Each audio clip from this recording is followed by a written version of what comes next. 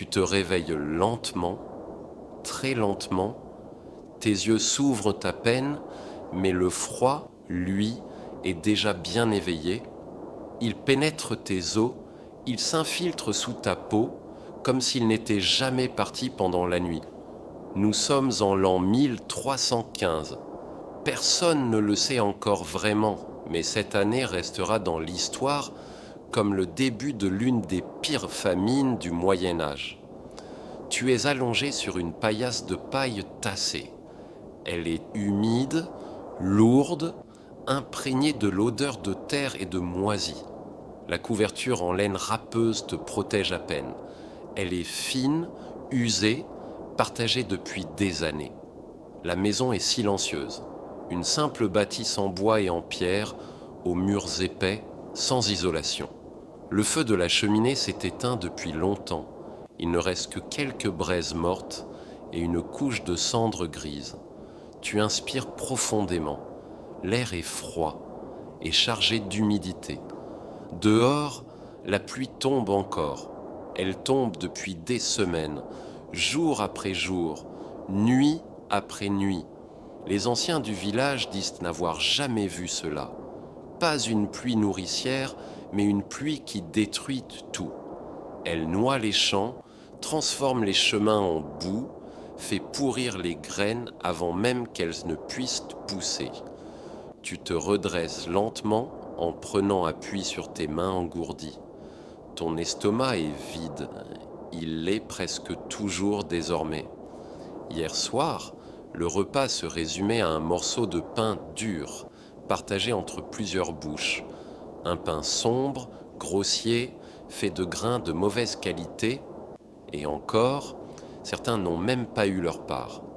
Dans l'ombre de la pièce, tu entends un léger mouvement. Quelqu'un tousse, un enfant peut-être, ou un vieillard. La faim rend les corps faibles, les esprits silencieux. Tu t'approches lentement de l'ouverture qui sert de fenêtre, un simple volet de bois, mal ajusté.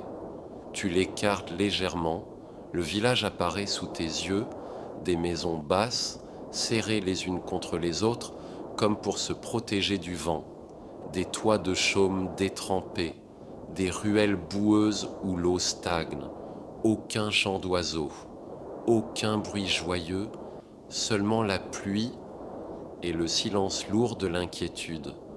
Les champs, au-delà des maisons, sont méconnaissables.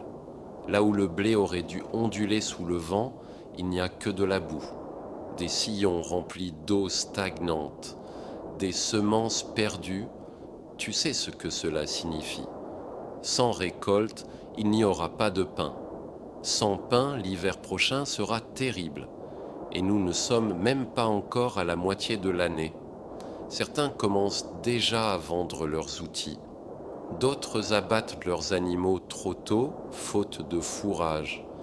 Mais quand tout le monde fait la même chose, les réserves disparaissent vite. Un bruit sourd résonne au loin. La cloche de l'église. Elle ne sonne pas pour une fête, elle ne sonne jamais pour une fête ces temps-ci. Elle appelle à la prière, à demander pardon, à supplier Dieu d'arrêter la pluie. Tu fermes les yeux un instant. La fatigue est immense, la peur aussi. Personne ne sait encore que cette famine durera des années, que des villages entiers disparaîtront, que la faim poussera certains à des actes qu'ils n'auraient jamais imaginés. Pour l'instant, tu es simplement là, debout dans une maison froide, à écouter la pluie tomber sur un monde qui commence lentement à s'effondrer. Et la journée ne fait que commencer. La pluie ne s'arrête toujours pas. Les jours passent, mais ils se ressemblent tous. Chaque matin, tu ouvres les yeux avec la même sensation, ce vide dans ton ventre. Pas une douleur violente, non. Plutôt une présence constante, silencieuse, épuisante. La fin de 1315 ne frappe pas d'un coup. Elle s'installe doucement. Elle grignote les forces. Elle ralentit les gestes. Elle éteint les conversations. Dans la maison, les réserves diminuent. Un sac de farine presque vide, quelques légumes racornis, des fèves sèches conservées pour les pires jours. On mange moins, on mange plus lentement, on parle peu pendant les repas. Autour de la table grossière en bois, chacun baisse les yeux. Personne ne veut être celui qui demandera une seconde portion. Les enfants comprennent vite. Ils cessent de réclamer. Ils apprennent à supporter la faim avant même de comprendre le mot. Dans le village, les visages changent. Les joues se creusent. Les pas deviennent plus lents. Les disputes éclatent pour presque rien. Un jour, tu vois un voisin abattre sa dernière chèvre, non pas pour la vendre, mais parce qu'il n'a plus rien pour la nourrir. La viande est partagée, salée, conservée comme on peut. Mais chacun sait que ce n'est qu'un sursis. Les anciens murmurent que Dieu est en colère, d'autres disent que le monde touche à sa fin, certains accusent les seigneurs, d'autres accusent les étrangers. La peur cherche toujours un coupable. La nuit, le sommeil devient léger. Tu te réveilles souvent, à cause du froid, à cause de la faim, à cause des pensées qui tournent sans cesse. Tu écoutes le vent contre les murs, la pluie sur le toit, le silence inquiétant du village endormi. Parfois, un cri résonne au loin, une dispute, un voleur attrapé, ou simplement quelqu'un qui n'en peut plus. En 1315, voler du pain peut coûter la vie, mais mourir de faim aussi. Alors certains prennent le risque. Les jours raccourcissent, même si l'été approche, parce que l'espoir, lui, disparaît.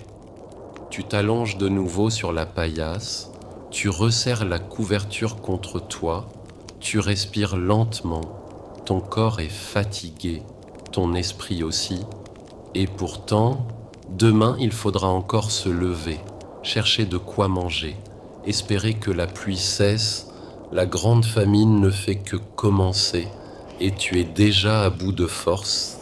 La faim change les gens, pas brusquement, pas d'un jour à l'autre, mais lentement, comme une ombre qui s'allonge au coucher du soleil.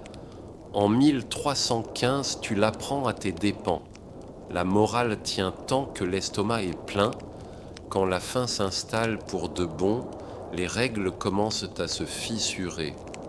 Au début, ce ne sont que des petits gestes, un morceau de pain partagé en cachette, un légume ramassé dans un champ qui n'est pas le tien, un regard détourné quand quelqu'un fait semblant de ne rien voir.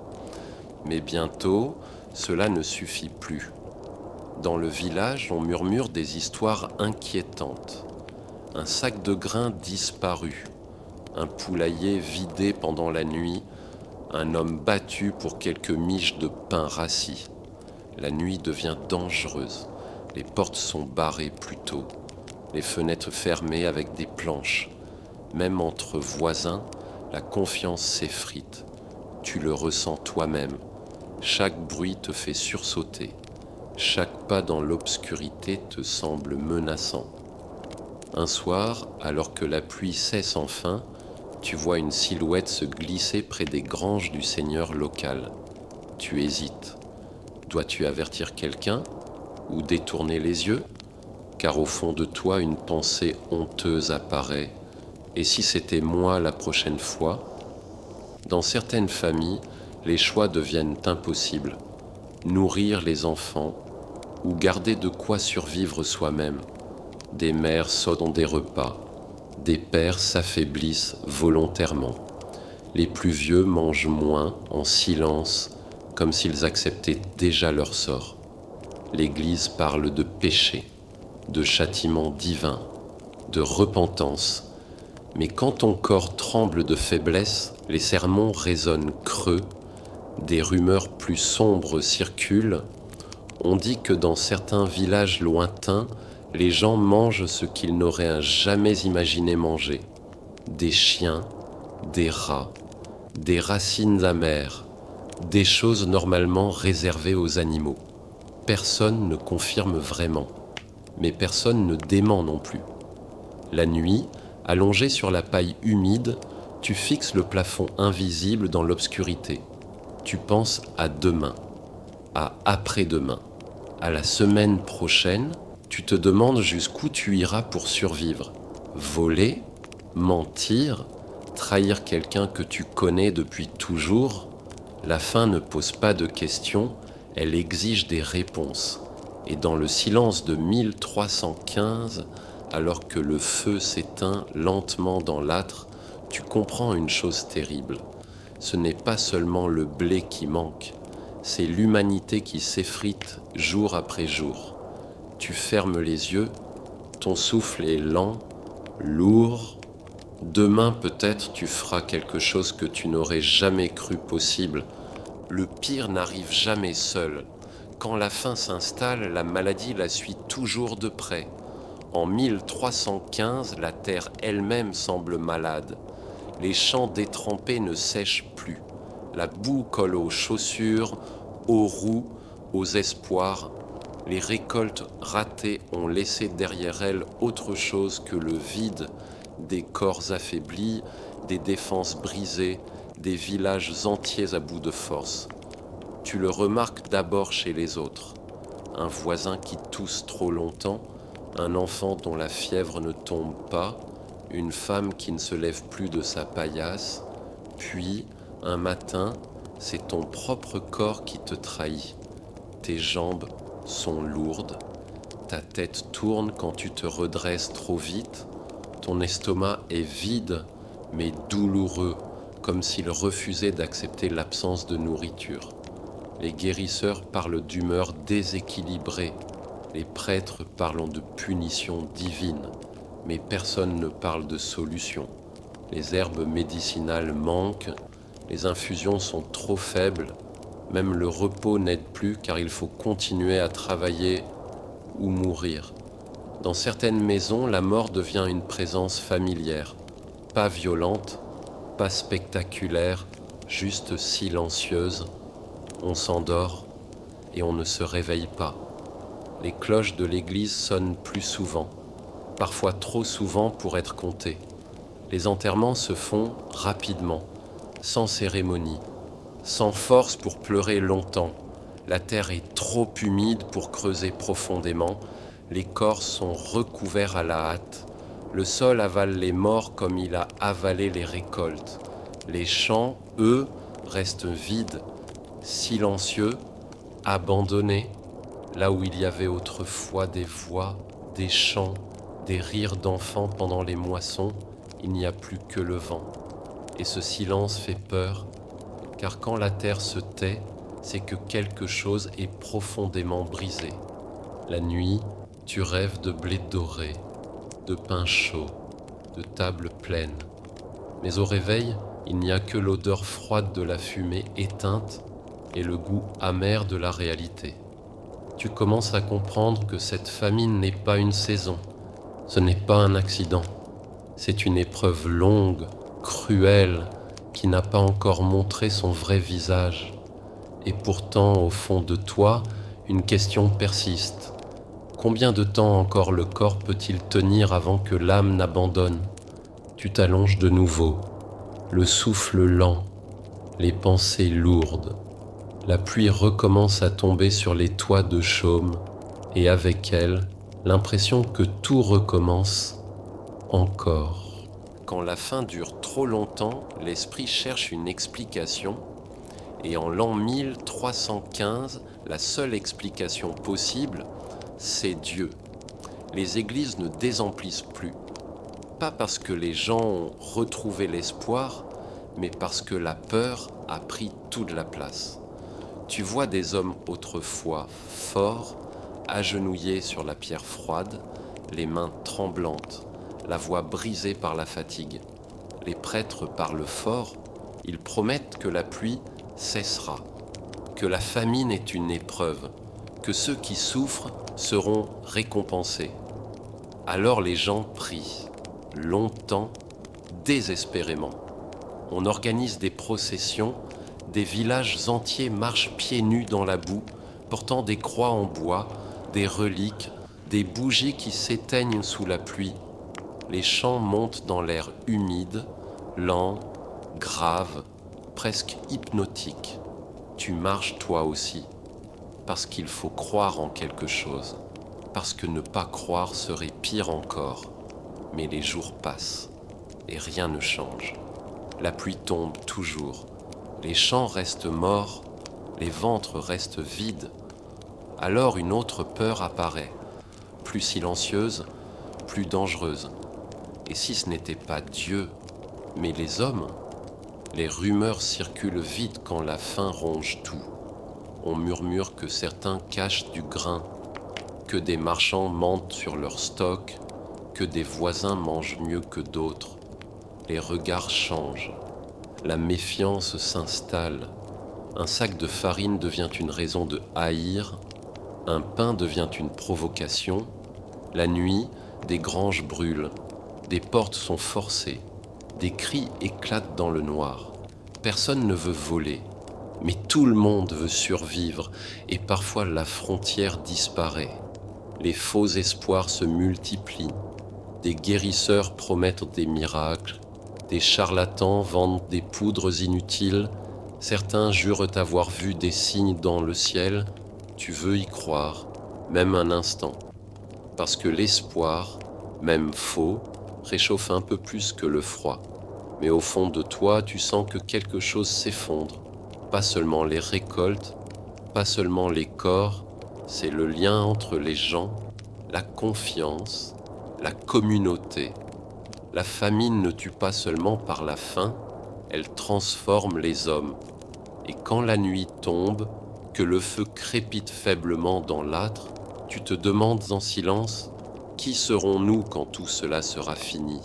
S'il y a encore un « nous », tu t'allonges lentement, le corps lourd, l'esprit fatigué. Les prières murmurées s'éloignent, la pluie frappe doucement le toit, et dans ce monde suspendu entre foi et peur, le sommeil arrive, fragile, incertain. Il arrive un moment où la faim ne demande plus la permission. En 1315, ce moment est déjà là. Au début, on partage un morceau de pain coupé en deux, une soupe trop claire mais encore chaude, un regard qui dit « tiens bon ». Mais quand les jours deviennent des semaines et les semaines des mois, le partage se transforme en calcul. Qui mangera aujourd'hui? Qui attendra demain? Les enfants d'abord, puis les malades, puis les anciens. Et toi, tu te dis que tu peux encore tenir un peu, mais le corps ne négocie pas longtemps. La faim change la façon de marcher. Elle plie le dos, elle ralentit les gestes, elle vide la tête. Tu entends ton estomac la nuit, un bruit sourd, presque animal. Les pensées deviennent floues, le temps se mélange. Jour et nuit n'ont plus vraiment de sens. Dans les villages, certaines règles disparaissent. Ce qui était interdit devient toléré. Ce qui était toléré devient nécessaire. On mange les semences, puis les animaux trop faibles pour survivre l'hiver, puis les chiens, puis les chats. Personne n'en parle à voix haute, mais tout le monde sait. Les forêts sont fouillées jusqu'à la racine, les écorces sont bouillies, les herbes amères mâchées lentement. Parfois quelqu'un tombe malade, parfois quelqu'un ne se relève pas. Et quand un corps reste trop longtemps immobile, la pensée impensable traverse les esprits. Pas comme une décision, mais comme une peur silencieuse. Les prêtres n'en parlent pas, les autorités ferment les yeux, parce que regarder trop longtemps, c'est comprendre. La famine pousse l'homme vers des limites qu'il n'aurait jamais imaginées. La honte devient quotidienne, mais elle est moins lourde que la faim. La nuit, autour d'un feu faible, tu entends des histoires à demi-mot, des villages voisins, des familles disparues. Personne ne sait ce qui est vrai, mais tout semble possible, et pourtant, au milieu de cette obscurité, un étrange instinct survit, celui de continuer, de respirer encore une nuit, de voir le jour suivant, même s'il n'apporte rien. Tu t'allonges lentement, ton corps est épuisé, tes pensées se dispersent comme la fumée du foyer, la pluie tombe encore, toujours, mais tes paupières deviennent lourdes, très lourdes, et malgré la faim, malgré la peur, le sommeil t'attrape doucement, pas comme un refuge, plutôt comme une pause, un court silence dans un monde qui souffre. La nuit ne ressemble plus à la nuit. En 1315, quand la faim s'installe dans le corps, elle entre aussi dans les rêves. Tu t'endors lentement, pas parce que tu es rassasié, mais parce que ton corps n'a plus la force de rester éveillé. Le sommeil est fragile, il vient par vagues courtes, il repart sans prévenir. Et quand les rêves arrivent, ils ne sont pas doux. Tu rêves de tables pleines, de pain encore chaud, de soupe épaisse qui fume lentement. Tu tends la main et tu te réveilles. Ton estomac crie, ta bouche est sèche, la réalité est là, immobile et froide, puis le sommeil revient, différent cette fois. Tu marches dans un champ vert, les récoltes sont hautes, le ciel est clair, mais quand tu touches le blé, il se transforme en boue. Les rêves se brisent comme le pain dur entre les doigts. Autour de toi, les autres dorment aussi. Certains gémissent, d'autres murmurent des mots sans sens. Les anciens disent que c'est l'âme qui parle, que la faim ouvre des portes dangereuses dans l'esprit. Les enfants rêvent plus fort, ils appellent, ils pleurent dans leur sommeil. Personne ne les réveille tout de suite, parce que parfois, le rêve est plus doux que l'éveil. Les nuits sont longues, les heures s'étirent. Chaque bruit semble plus fort, chaque craquement du bois ressemble à un pas. Chaque souffle devient suspect, et dans ces nuits affamées, la peur s'invite doucement. Peur de ne pas se réveiller, peur de se réveiller encore. Les prêtres parlent de visions, de signes envoyés par Dieu, d'épreuves pour purifier les âmes. Mais toi, allongé sur la paille froide, tu ne penses plus au ciel, tu penses à demain, à si demain arrive. Les rêves deviennent flous, ils mélangent souvenir et désir, un visage aimé, une voix disparue, une vie d'avant la pluie. Ton corps est immobile, mais ton esprit voyage. Et puis, à un moment, les rêves s'éloignent, il ne reste qu'un sommeil lourd, sans image, sans pensée. Juste une respiration lente, faible, mais encore là. Dehors, la pluie continue de tomber. Toujours. Et toi, tu dors, pas profondément, mais suffisamment pour tenir une nuit de plus. L'aube arrive sans bruit, pas de chant joyeux, pas de chaleur soudaine, juste une lumière pâle qui glisse lentement à travers les fissures du bois. Tu ouvres les yeux, ou peut-être tu n'as jamais vraiment dormi. Le feu est presque mort, il ne reste que des braises ternes couvertes de cendres grises. La chaleur a fui depuis longtemps. Ton corps est lourd, chaque mouvement demande un effort. Te redresser semble inutile, mais nécessaire. Autour de toi, les autres s'éveillent aussi, lentement, silencieusement.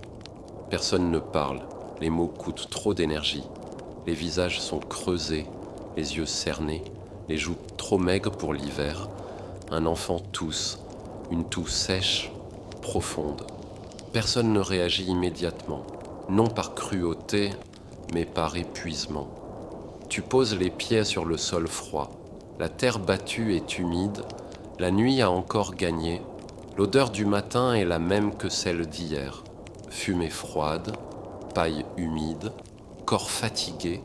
Il n'y a pas de petit déjeuner, il n'y en a plus depuis longtemps. Parfois, un fond de bouillie, parfois, rien. Aujourd'hui, rien. Les anciens regardent la porte. Ils savent déjà ce qu'ils verront. La pluie. Toujours la pluie. Les champs sont devenus des marécages. La terre refuse de nourrir. Les graines ont disparu sous l'eau. Tu sors malgré tout. Parce que rester immobile, c'est mourir plus vite. Le ciel est bas, gris, écrasant. Chaque pas dans la boue te rappelle que tu es vivant. Mais à quel prix? Les villageois se dispersent lentement. Certains vont vers les champs par habitude, d'autres vers la forêt avec l'espoir de trouver quelque chose. N'importe quoi.